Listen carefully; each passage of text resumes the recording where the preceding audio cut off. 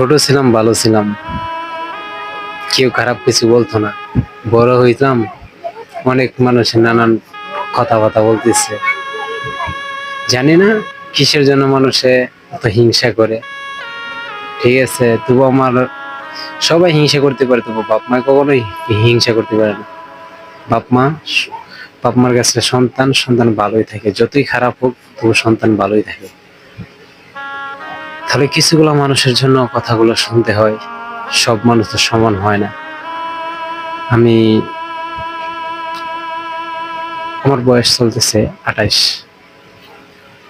আমার একে একে অনেকগুলা কাহিনী হয়ে গেছে আমার জীবনে, পারে না কাউকে বলতে। তাও নিজের বাপ মার কাছে যাই বলি, বাবা মা এরকম এরকম কাহিনীগুলো আমার জীবনে চলে গেছে। সব থেকে আমি ভালোবাসতাম আমার নানাকে, সব থেকে পৃথিবী সব থেকে বেশি ভালোবাসতাম আমার নানাকে।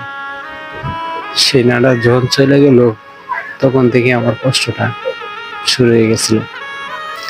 যাই হোক, আমার নানার আল্লাহর কাছে দোয়া করি আমার